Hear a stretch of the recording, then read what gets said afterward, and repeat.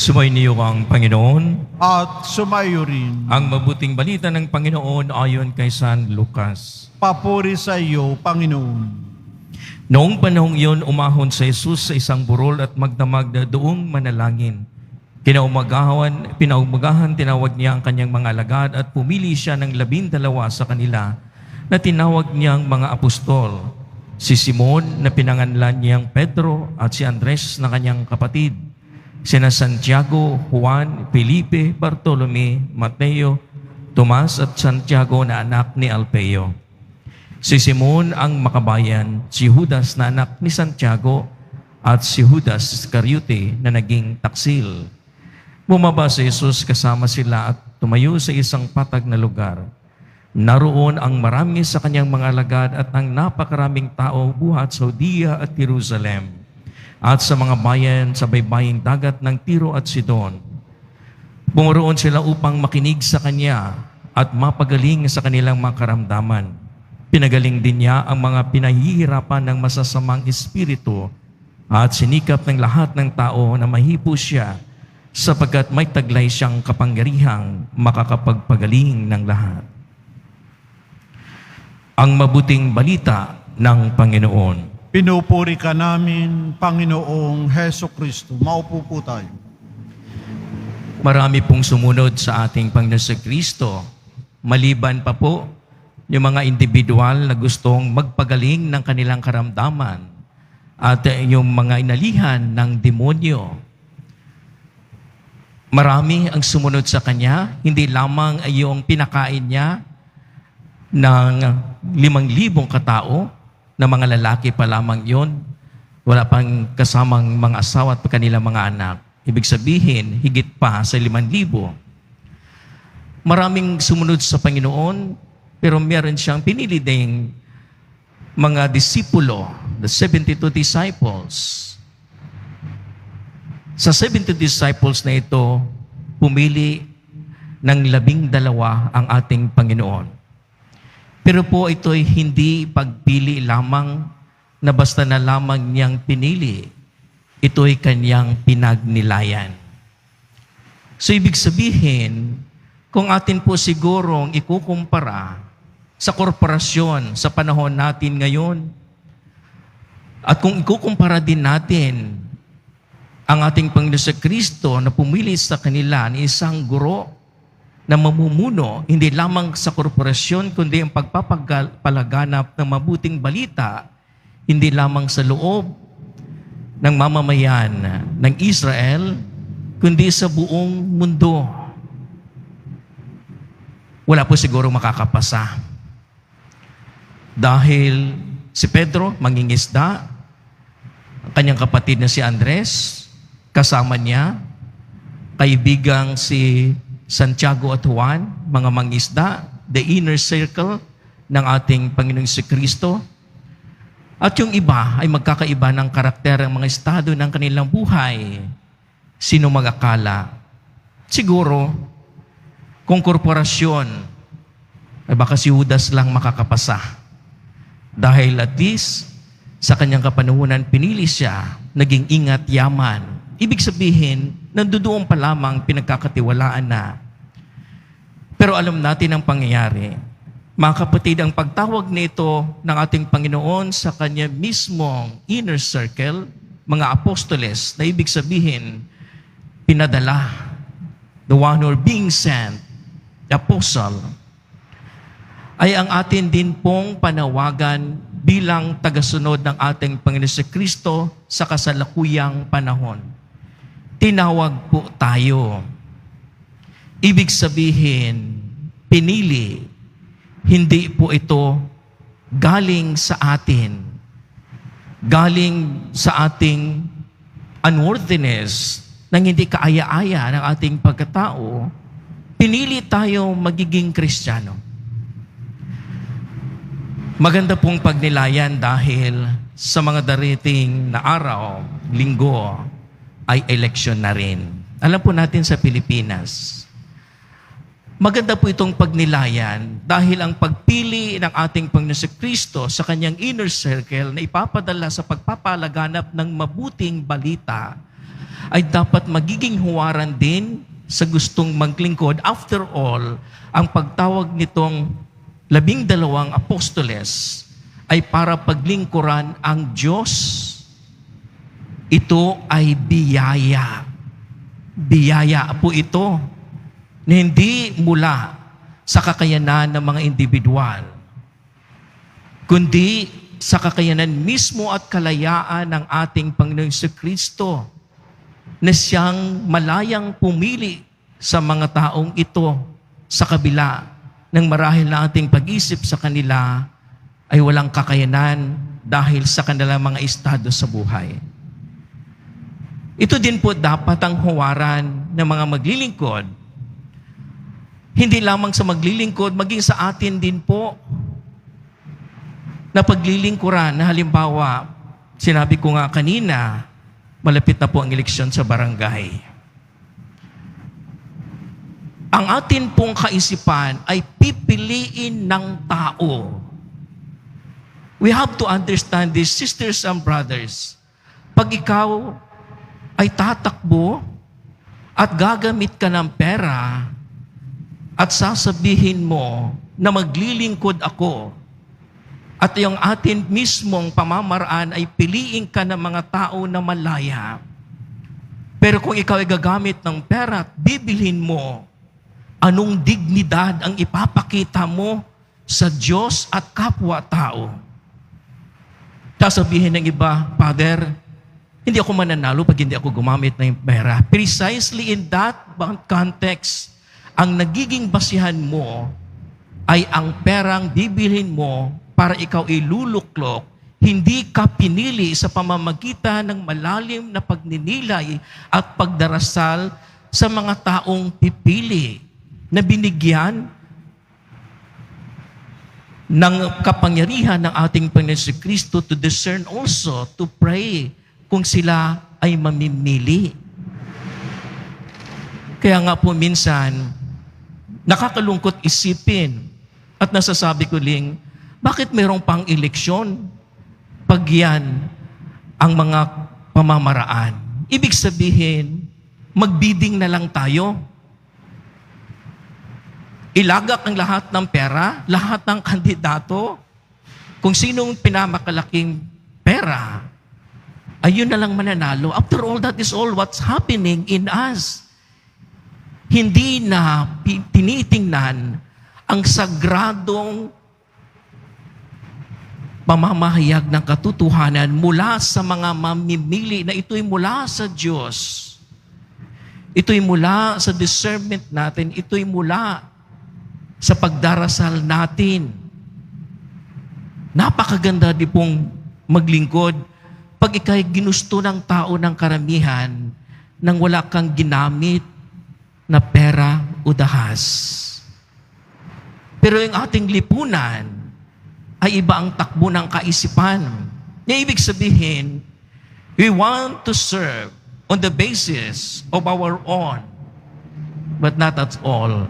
Hindi po ito ang gustong mapangyari ng ating Panginoon Kristo. Kaya nga siya pumili ng mga taong simple, mga taong aba, ng mga taong hindi kilala sa lipunan upang simulan na sa pamamagitan po ng mga taong ito, kayang-kaya po nating magsilbi sa abot ng ating kakayanan. Marami din po sa atin sasabihin, Father, hindi ako makapaglingkod, sila na lang. Wala akong maiambag, wala akong pera. Pag mayroong meeting, wala akong maibigay na pamirianda man lamang. Hindi po ito iniisip ng mga apostoles. Para sa kanila, ito'y malaking biyaya and they have to be thankful.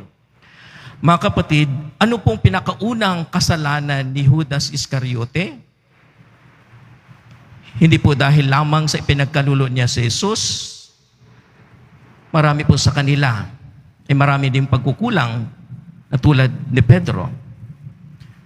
Ang unang pagkakasala ni Judas Iscariote, he was not grateful. Hindi siya nagpapasalamat na siya'y pinili mismo ng Diyos. walang pag-alinlangan na hindi man lang siyang bumalik sa kanyang pagkakamali, bumalik sa Panginoon. Hindi tulad ni Pedro at marahil iba pang mga apostoles na Santiago at Juan, na kung matatandaan ninyo, merong sariling pagkaisipan ang kanilang mismong nanay. Panginoon, pag nandiyan ka na po sa Jerusalem, ilagay mo naman sa luklukan mo ang isa kong anak sa kanan, ang isa sa kaliwa. Maging si Pedro, alam po natin ang kanyang kahinaan. Maraming beses po niyang dininay si Jesus. But they were able to go back to Jesus. Bumalik sila. Humingi ng kapatawaran. But Judas went to the other way. Ibig sabihin, he was not grateful. Hindi siya nagpapasalamat na the very beginning na siya ay pinili ng Diyos. By the virtue of our baptism, sisters and brothers, unworthy we are. Hindi po tayo kaaya-aya. But we allow ourselves to be an instrument of God's proclamations of His Word. Na ibig sabihin, marami tayong inasalang-alang. Halimbawa po, ang magkapatid na si Juan at Santiago, it's natural na magkakaroon sila halimbawa ng posisyon. It's good thing. Marami po sa atin. But these are all our personal intentions, even our own family, should be subordinate to that of the will of our Lord Jesus Christ. Na ibig sabihin, mangunguna ano ang kalooban at galaw ng ating Panginoon Kristo sa paglilingkod, hindi sa atin. Yun po ang pagiging tagasunod. That we are all grateful because after all, being baptized, yan po'y kasama na sa ating responsibilidad kung matatandaan ninyo. Pag nilahidan po tayo ng langis, palatandaan, nakikiisa tayo sa misyon ni Jesus bilang isang pari. Nandito po tayo, nagdarasal. Si Jesus bilang isang pari, nakikiisa tayo sa kanyang pagkapari sa ating sama-samang pagdiriwang ng misa. Pangalawa, nakikiisa tayo sa ating Panginoon si Kristo sa kanyang pagiging hari, na ibig sabihin, bilang mananampalataya, bilang binyagan, bilang nakikiisa sa misang ito, pakikiisa sa pagkapari ni Kristo, makikiisa din ako sa kanyang paglilingkod, merong responsibilidad na sa bawat pagsamba natin o pagmimisa natin, maghanap tayo ng paraang makapaglingkod. Pangatlo, after all, nakikiisa tayo sa pagiging propeta ng ating Panginoon si Kristo to announce the good news and renounce the bad news. Pero mga kapatid, obserbahan po ninyo, ordinarily sa ating buhay, pagka ikasisira ng tao, ichichismis, marami po sa atin excited, energized, punong-puno ng enerhiya. But once we are asked to share the story of Jesus, tahimik ang lahat. Walang ka-enerhiya, hindi maibabahagi. So there's something wrong. Paano po tayo nagiging propeta na yan po ang kadahilanan ng pag-alay ng ating Panginoon Kristo sa cross? Hindi lamang po siya pinatay, hindi po lamang siya pumunta at nagpakamatay. Inaalay niya ang kaniyang sarili ng malaya para po sa lahat. Sa pag-alay din po ng ating buhay na malaya. Sa mga naglilingkod po, this is supposed to be the privilege to take part of the mission of Jesus. Kung tutuusin po, hindi tayo nangangailangan ng simbahan. Yung mga naglilingkod, hindi rin namin kayo kailangan. At lalo't higit, hindi rin ako kailangan ng simbahan. Dahil hindi tayo kailangan ng Diyos. We have to understand that. It is the other way around. kailangan natin ang Diyos. Hindi ang Diyos ang nangangailangan sa atin. Dahil ang Diyos, kung anong gusto niyang gawin, ay magagawa niya. Pero tayong lahat ay inaanyayahan. Maluwag sa kanyang kalooban, inanyahan tayong maglingkod. Kaya kung tayo po'y maglingkod, ang ating pong isipin, it is not for me. It is not just for my family. It is for God. At ang lahat ng ito, kaisipan, ay bababa. Ito'y mula sa Diyos, biyaya ng Diyos. So that's why I have to respond to it on the basis of God's goodness, hindi po on my basis. Na mabait ako, kailangan ko maglingkod. Na mabait ako, kailangan ako ng simbahan. Hindi tayo kailangan ng simbahan. Tayo nangangailangan sa simbahan. Hindi tayo kailangan ng Diyos. Tayo ay nangangailangan sa Diyos. Kaya mula sa kaisipang ito, lahat ay attributed to God. So therefore, when I serve, that is because I love God, and it should reflect and embody to people whom I've served. Malaya ako, magaan sa kalooban ng aking paglilingkod, dahil ang Diyos mismo ang nangibabaw at ang kanyang misyon. Lastly, mga kapatid, we have again to understand, wala po tayong misyon. Sasabihin ng iba, meron pa akong misyon. Wala po. Only Jesus Christ has the mission. We all just partakers.